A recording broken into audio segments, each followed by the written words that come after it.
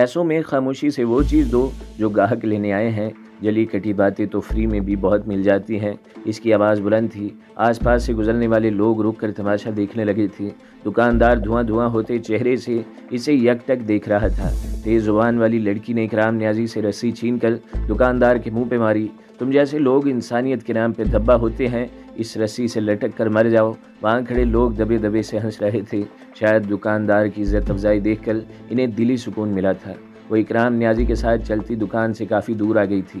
آپ نے اسے کچھ کہا کیوں نہیں؟ اگر ایسے ہی گونگے بنے رہیں گے تو لوگ آپ کو چیر پھاڑ کر کھا جائیں گے۔ وہ جیولری کی دکان کے سامنے رکی، وہ بھی وہیں رک گئے۔ میری خراب قسمت نے مجھے گونگا بہرا بنا دیا ہے، کافی دیر بعد اس نے جواب دیا۔ اس نے نفی میں سر ہلایا۔ اگر قسمت خراب ہے تو اسے اچھا بنانے کی کوشش کریں، اللہ کوشش کرنے والوں کی مدد فرماتا ہے، وہ مطمئن سے انداز میں بولی۔ انہوں نے محبت سے اسے دیکھا۔ تم مسلمان ہو؟ حیدرآباد دکن میں ہندو، مسلمان، عیسائی، پارسی ہر مذہب کے لوگ بستے ہیں۔ اسے جواب دینے میں وقت لگ رہا تھا۔ حسب نسب چھوڑیں، لوگوں میں بس انسانیت دیکھا کریں۔ ویسے آپ رسی کا کیا کرنے والے تھے؟ مشکوک انداز سے اس نے پوچھا۔ تمہیں بھی شک ہے؟ الٹا اسی نے سوال کیا۔ نہیں، اس نے نفی میں گردن ہلائی۔ اگر ضروری چاہیے تو دوسری دکان سے لے لیں، شاید وہاں سستے میں مل جائے۔ غریب آدمی کو ویسے بھی سستی موت ہی ملنا چاہیے۔ ترچھی کھڑی لڑکی انہیں نہیں دیکھ رہی تھی، آس پاس سے گزرتے لوگوں کو دیکھ رہی تھی۔ اکرام نیازی نے حیرت سے اسے دیکھا۔ گمان ہوا وہ بیچارہ غریب بوڑھا پوچھنا چاہتا ہے، تمہیں کیسے پتا؟ 3 پیس سوٹ والی لڑکی نے اس کی جانب دیکھا۔ سوچ رہے ہیں مجھے کیسے پتا چلا؟ اس نے بے اختیار اس بات میں گردن ہلائی۔ وہ پوری ان کی طرف مڑی۔ رسی دیکھتے وقت آپ کے ہاتھ کانپ رہے تھے، آپ کی آنکھوں میں آنسو تھے، آپ کسی سوچ میں گم تھے، شاید آپ دل میں خوفزدہ تھے۔ اللہ کا ڈر، کیونکہ مایوسی کفر ہے، خودکشی حرام ہے۔ آپ اتنا بڑا قدم اٹھانے کی ہمت نہیں رکھتے، حرام کی موت نہیں ملنا چاہتے، وہ سادگی سے کہہ رہی تھی۔ انہوں نے پھر سے ہمیں گردن ہلائی۔ اب اس لڑکی کے تاثرات بدلے۔ میں نہیں جانتی کس چیز نے آپ کو اتنا مجبور کیا ہے، نہ میں آپ سے آپ کی نجی زندگی کے متعلق کچھ پوچھوں گی۔ ہاں، اگر آپ کو میری کوئی مدد چاہیے تو آپ بے جھجک بول سکتے ہیں۔ جس بد نصیب باپ کی سرکار نے مدد نہیں کی، اس کی ایک لڑکی کیا مدد کرے گی؟ کہتے ہوئے سر سے پیر تک اس کا جائزہ لیا، پھر بے اختیار پوچھا، کیا کسی بڑے عہدے پہ فائز ہو؟ ہاں، بہت بڑے، ہنس کر کہا۔ آپ کیا کرتے ہیں؟ وہ دونوں لوگوں کے ہجوم میں چلتے آگے بڑھ رہے تھے۔ ایک ریسٹورینٹ میں شیف تھا، لوگوں کی باتیں برداشت نہیں کر پایا تو نوکری چھوڑ دی۔ حال ہی میں نئے پڑوسی آئے ہیں، وہ بہت اچھے ہیں، مجھے 2 وقت کا کھانا دے دیتے ہیں، بس زندگی گزر رہی ہے۔ وہ گاڑی تک پہنچ چکے تھے۔ لوگوں کی باتیں، ساری بات میں اس نے یہی بات سنی تھی۔ کیا دکاندار کی بکواس؟ وہ پوچھتے ہوئے رکی۔ وہ سمجھ گئے تھے وہ کیا کہنا چاہتی ہے۔ ڈرائیور نے اسے دیکھ کر گاڑی کی پچھلی نشست کا دروازہ کھولا۔ لڑکی نے گاڑی میں بیٹھنے سے پہلے ان کی جانب دیکھا۔ آئیں، آپ کو گھر ڈراپ کر دیتی ہوں، راستے میں آپ کی بات بھی سن لوں گی۔ وہ بدقسمت بوڑھا خاموشی سے گاڑی میں بیٹھ گیا۔ گھر پہنچنے تک وہ اسے تمام بات بتا چکا تھا۔ کچھ دنوں بعد وہ اکرام نیازی کے گھر آئی، اس کی بیٹی کی تصویر دیکھی، اس کا کالج، اساتذہ، دوست، احباب، دشمن وغیرہ ہر چیز کے متعلق تمام معلومات حاصل کیں۔ پھر وہ ہر اس جگہ گئی جہاں اس کی بیٹی بختابر جایا کرتی تھی۔ اس نے ہر ایک سے معلومات اکٹھا کی اور یوں 1 ہفتے کی محنت کے بعد اس نے اصلیت کا پتہ لگا لیا تھا۔ بختابر خوبصورت ہونے کے ساتھ ساتھ اپنی کلاس کی لائق فائق طلبہ تھی۔ ریاضی کے استاد کی اس پہ بری نظر تھی۔ وہ کئی بار اسے ہراس کرنے کی کوشش کر چکے تھے، اسے دھمکی بھی دی تھی، اگر اس نے کسی سے ذکر کیا تو وہ اسے ریاضی کے پیپر میں فیل کر دیں گے۔ وہ جو آخری سال ختم ہونے کے بعد یونیورسٹی جانے کے لیے بے حد خوش تھی، وہ اس دھمکی پہ سہم سی گئی تھی۔ وہ ہر حال میں اچھے نمبروں سے پاس ہونا چاہتی تھی، اس کا فیوچر اس کے لیے سب کچھ تھا، سو اس نے اپنی بیسٹ فرینڈ کے علاوہ کسی سے کچھ نہیں کہا تھا۔ اس کی بیسٹ فرینڈ نے کبھی کسی سے اس بارے میں ذکر نہیں کیا تھا، لیکن وہ بختابر کے لیے اکثر پریشان رہتی تھی۔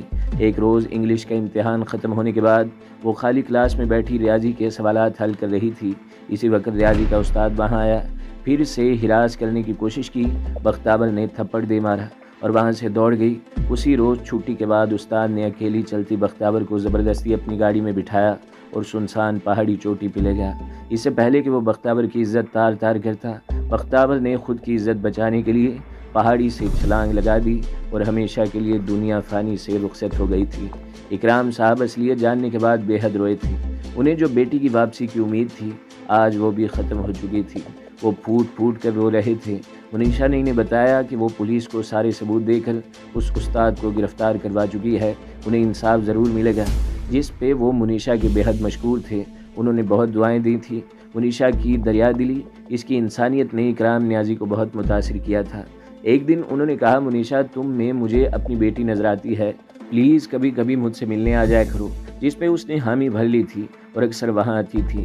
پھر وہ بیمار پڑنے لگے تو منیشا نے کہا، آپ فارغ رہ کر بیمار رہنے لگے ہیں، کوئی جاب کر لیں، ہاتھ پاؤں ہلاتے رہیں گے تو سست اور بیمار نہیں ہوں گے۔ انہوں نے جواب میں کہا، مجھے بوڑھے کو کون نوکری دے گا، مجھے کھانا پکانے کے سوا اور آتا ہی کیا ہے، بس پھر کیا تھا۔ منیشا نے انہیں اٹھا کر گاڑی میں ڈالا اور سیدھا پیلس لے آئی۔ منیشا، میں سمجھا تھا تم کوئی اعلیٰ آفیسر ہو، مگر تم تو اعلیٰ ملازمہ نکلی۔ پیلس میں نوکری ملنے کے بعد پہلی بات انہوں نے یہی کہی تھی، جس پہ وہ چڑھ کر بولی، چچا میاں اعلیٰ ملازمہ نہیں ہوں، ملازموں کی ہیڈ، ان کی سپروائزر، کچن اور ڈائننگ ہال کے ملازم میرے انڈر کام کرتے ہیں۔ اس نے تفصیل بتائی، لیکن چچا میاں پھر بھی اسے اعلیٰ ملازمہ ہی کہتے تھے۔ فلک نما محل سن 1893 میں اس وقت کی ریاست حیدرآباد کے وزیر اعظم کا محل۔ اس محل کو حیدرآباد دکن کے وزیر اعظم سر وقار الامراء نے بنوایا تھا اور بعد میں اسے حیدرآباد کے چھٹے نظام محبوب علی خان کو تحفے میں دے دیا تھا۔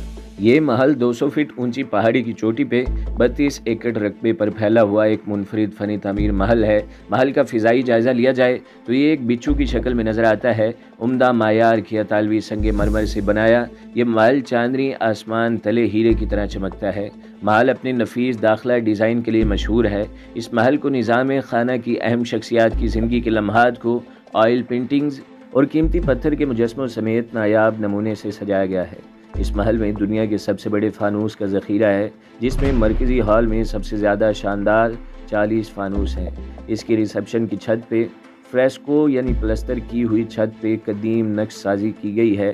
محل میں 60 عالیشان کمرے ہیں، 22 ہالز، لائبریری، طول اور عرض شے نشین، خوبصورت برج، نایاب پینٹنگز، شیشے کے آلات، فوٹو مصوری آرٹ کے نمونے۔ اٹلی اور دیگر ملکوں کے فنی تعمیر سے آراستہ اس محل میں اٹلی کا ماربل، کشمیر کا فرنیچر، فرانس کے پردے اور ویکٹن کے فانوس پرتعیش سجاوٹ سے مالا مال محل میں بیحد پرکشش ماحول کے علاوہ ایک ہی ستون پہ کھڑا شاندار ڈائننگ ٹیبل ہے، جس پہ ایک ساتھ 101 لوگ کھانا کھا سکتے ہیں۔ محل میں ایک زیڈ روم بھی ہے جو ہرے رنگ کے قیمتی پتھروں سے بھرا ہے۔ اس کے علاوہ اس میں مغلائی، راجستھانی اور جاپانی باغات لگائے گئے ہیں۔ یہ محل حیدرآباد دکن میں فن تعمیر کا افسانوی شاہکار ہے، جہاں کبھی سابق ریاست حیدرآباد کے حکمران اور ان کے شاہی مہمان قیام کرتے تھے۔ یہ محل حیدرآباد کی تمام دوسری تاریخی عمارتوں سے جداگانہ حیثیت رکھتا ہے۔ اس کو ایسے لگژری ہوٹل میں تبدیل کیا گیا جو سارے ایشیا میں سب سے مہنگا قرار دیا گیا ہے۔ یہاں بچھے قالین اب بھی ویسے ہی ہیں جیسے 100 برس پہلے تھے۔ جب قالین خراب ہونے لگتے ہیں، اسے دوبارہ صحیح کرنے کے لیے 300 بار رنگ کیا جاتا ہے تاکہ اس میں اور اصل رنگ میں کوئی فرق نہ رہے۔ آج بھی اس محل کی رونق ویسے ہی آباد ہے۔ اس کی چھت سے پورا حیدرآباد صاف دکھائی دیتا ہے۔ گولکنڈہ سے بلارم تک کوئی چیز نظروں سے چھپی نہیں رہتی، مگر اب شہر میں کنکریٹ کا جنگل، آسمان چھوتی عمارتیں تعمیر ہو چکی ہیں۔ اس زمانے کی طرح نظارہ ممکن نہیں رہا۔ حیدرآباد دکن میں تاریخی انوار کے ماہر صفی اللہ کہتے تھے کہ سن 1893 میں یہ محل 40 لاکھ روپے کی لاگت سے تیار ہوا تھا، اور اس وقت کے وزیر اعظم کے پاس جو کچھ بھی تھا انہوں نے اس محل کی تعمیر میں خرچ کر دیا تھا۔ اس محل میں کئی اہم شخصیات کو قیام کا اعزاز ملا ہے۔ فلک نما محل اب 7 سٹار لگژری ہوٹل بن چکا ہے، لیکن اب بھی فلک نما پیلس کے نام سے ہی جانا جاتا ہے۔ یہاں آئے دن کوئی نہ کوئی سیاسی میٹنگز، کاروباری میٹنگز، شادیوں کی تقریب، فلم کی شوٹنگز چلتی رہتی ہیں۔ سیر و تفریح کے لیے آنے والے ملکی اور غیر ملکی سیاح بھی محل کا دورہ لازمی کرتے ہیں۔ چچا میاں، اگر آپ بیمار اور سست ہیں تو پلیز یہاں سستی نہ پھیلائیں، اپنے کمرے میں جا کر آرام کریں۔ وہ ہر شیف کے پاس جا کر فوڈ چیک کر رہی تھی۔ نہیں ملازمہ عالیہ، میں ٹھیک ہوں۔ وہ اپنے چولہے کے سامنے کھڑا ہو گیا ہے۔ اس نے گھوم کر دیکھا، گمان ہوا اسے ملکہ عالیہ سنائی دیا تھا۔ کیا کہا؟ وہ انہیں گھور رہی تھی۔ وہی جو روز کہتا ہوں، آج کیا انوکھا کہہ دیا۔ وہ حیدرآبادی بریانی کا سامان تیار کرنے لگے۔ میں نے کچھ اور سنا، وہ بڑبڑائی۔ کیا سنا؟ مڑ کر اسے دیکھا۔ ملکہ عالیہ وہ خاموش ہوئی، جس پہ چچا میاں کا بے اختیار ہنسی کا فوارہ چھوٹا۔ کیا ملکہ عالیہ اور تم؟ وہ کھا جانے کے انداز سے انہیں دیکھ رہی تھی۔ تہخانہ آپ کو شدت سے یاد کر رہا ہے، تیکھی نظروں سے دانت پیستے ہوئے کہا۔ وہ خاموش ہو جانا چاہتے تھے، مگر ان کی ہنسی رکی نہیں رہی تھی۔ منیشا بیٹیا، تم ہر وقت سوٹ بوٹ میں رہ کر خود کو اس محل کی مالکن سمجھنے لگی ہو۔ جی نہیں، مجھے کوئی شوق نہیں، اس نک چڑھی بدتمیز برانڈز کی دکان صاحبزادی نیلوفر کی جگہ لینے کا وہ چڑ کر بولی تھی۔ صاحبزادی نیلوفر شاہی خاندان کی آخری وارث اور اس پیلس کی مالکن ہے جو حال ہی میں امریکہ سے اعلیٰ تعلیم حاصل کر کے اپنے ملک واپس آئی ہے اور آتے ہی پیلس کو لگژری ہوٹل میں تبدیل کر دیا تھا۔ وہ زیادہ تر امریکہ میں ہی رہتی ہے لیکن چھٹیاں گزارنے اور پیلس کے ضروری کام نمٹانے بھارت آ جاتی ہے۔ کاش مجھ غریب کو ان گنہگار آنکھوں کو کبھی شاہی خاندان کے فرد کو دیکھنا نصیب ہو۔ چچا میاں نے اسے مزید چڑھانے کے انداز سے آہ بھری۔ خدا کا خوف کریں، آپ کی ٹانگیں قبر میں ہیں اور حسرتیں دیکھیں، آپ کی بیٹی کی عمر کی ہے، انہیں یاد دلانا ضروری سمجھا۔ میں کون سا اس سے شادی کی حسرت کر رہا ہوں؟ وہ کہکا لگا کر ہنسی۔ وہ بڈھے سے شادی کرنے بھی نہیں لگی، وہ بھی غریب۔ اس نے گردن جھٹکی۔ جلنے کی بو آ رہی ہے، انہوں نے ناک چڑھایا۔ آپ کی ہانڈی میں گوشت جل رہا ہے۔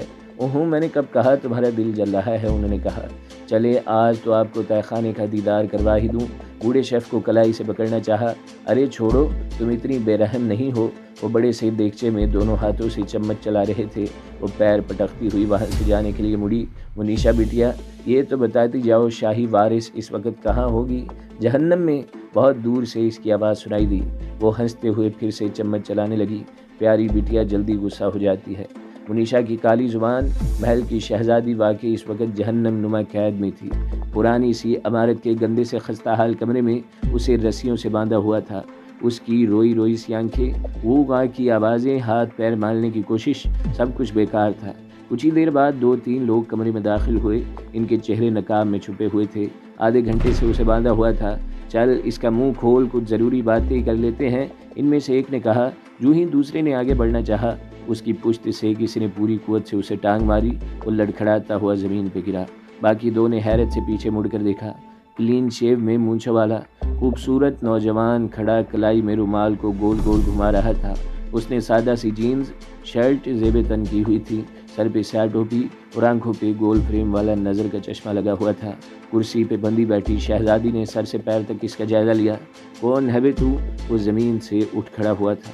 تم لوگوں کی موت۔ اس نے کلائی پہ لپٹے رومال کی گانٹھ باندھی۔ ان میں سے ایک نے پستول نکال کے اس پہ تانی۔ شرافت سے بتا کون ہے تو اور یہاں کیسے آیا ہے؟ سیاہ ٹوپی والے نے ایک ہی مکہ مارا اور وہ وہیں ڈھیر ہو گیا۔ باقی دو دوڑ کر اسے مارنے آئے لیکن وہ بھی کچھ دیر بعد مار کھا کر زمین پہ ایک طرف پڑے تھے۔ سیاہ ٹوپی والے نے پھرتی سے شہزادی صاحبہ کو رسیوں کی گرفت سے آزاد کروایا اور اس عمارت سے باہر لے آیا۔ وہ دونوں دوڑتے ہوئے 4 مینار کی ایک سڑک پہ آ کر رکے۔ وہ بری طرح ہانپ رہی تھی۔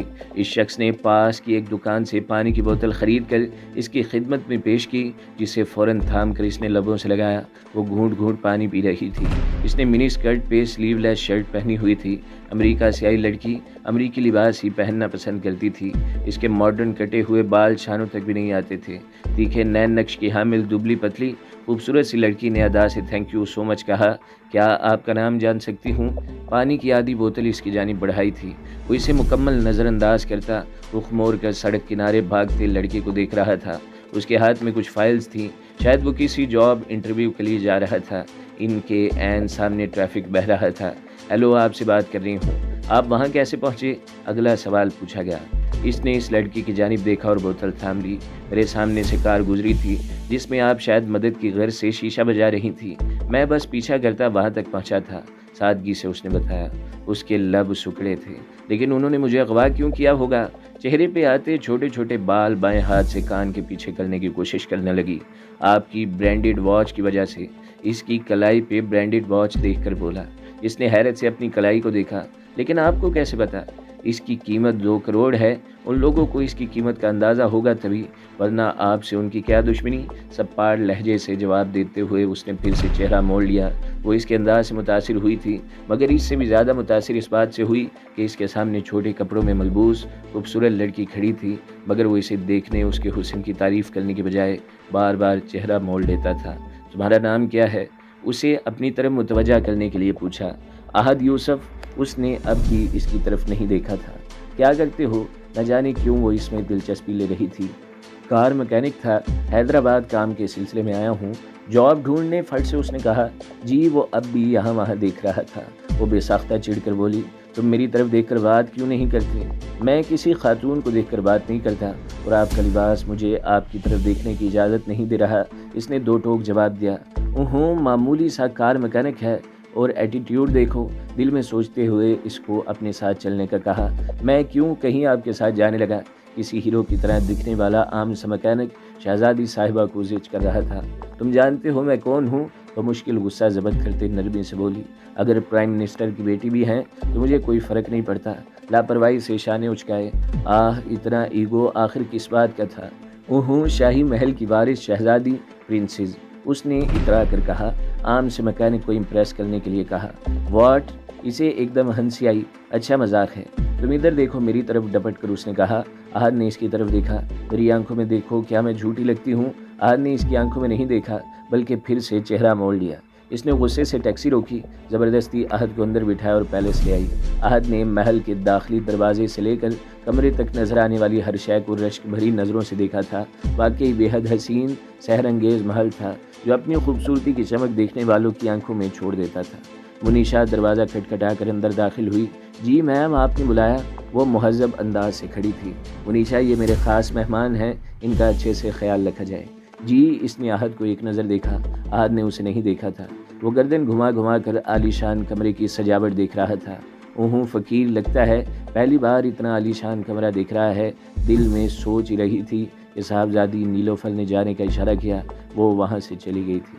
اب یقین آ گیا، نہ جانے کیوں وہ عام سے لڑکے کو اتنی اہمیت دے رہی تھی۔ شاید اس لیے کیونکہ اس نے اس کی جان بچائی تھی۔ احد نے ایک نظر اسے دیکھا۔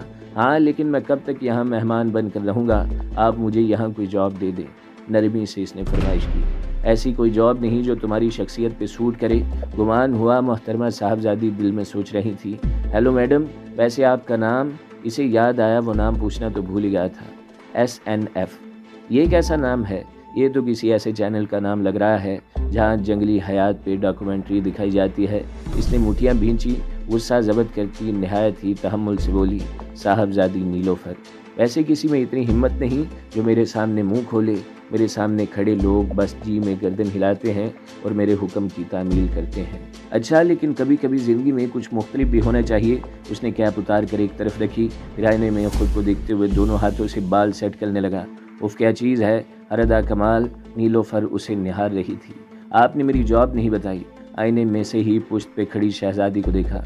فی الحال مہمان بن کر گزارو، سی یو لیٹر کہہ کر وہاں سے چلی گئی تھی۔ اس نے ایک بار بھی مڑ کر اسے نہیں دیکھا تھا۔ اس کا سیل فون تھر تھرایا۔ اس نے پاؤں میں پہنے موزوں میں سے خفیہ فون نکالا، کان سے لگاتے ہی کہا، ہاں میں پہنچ چکا ہوں۔ جی۔ نیلوفر میڈم عقل سے پیدل لگتی ہے، جذباتی بھی ہے، بس اس کی انا پہ چھوڑ دو اور پھر دیکھو وہ کیسے سائیں کرتی، وہی کرتی ہے جو اگلا بندہ چاہتا ہے۔ ان لڑکوں کو زیادہ چوٹ تو نہیں آئی؟ آگے سے جواب ملنے پہ ہنس کر بولا۔ وہ مجھے جاب نہیں دے رہی، بس مہمان بنا کر رکھنا چاہتی ہے۔ خیر جو بھی ہے، میں محل میں داخل ہو تو گیا ہوں، آگے بھی سب اچھا ہوگا۔ اس نے آئینے میں خود کا جائزہ لیتے ہوئے آنکھوں سے چشمہ اتارا۔ اب تک جو ریکارڈ ہوا ہے میں تمہیں سینڈ کر دوں گا۔ نگاہیں اسپیشل چشمے پہ جمی تھیں۔ اللہ حافظ کہہ کر اس نے فون واپس وہیں رکھ دیا جہاں سے نکالا تھا، پھر بیڈ تک آیا، اس پہ لیٹ گیا۔ اسے نیلوفر پہ ہنسی آ رہی تھی۔ بیچاری کس طرح پاگل بن گئی ہے۔ تو دوستو، اگلی قسط سننے کے لیے ہمارے چینل کو ضرور سبسکرائب کریں، ویڈیو کو لائک کریں اور بیل کے آئیکن پر بھی کلک کر دیں تاکہ ہر جو آنے والی ویڈیوز ہیں وہ آپ کو سب سے پہلے ملتی رہیں۔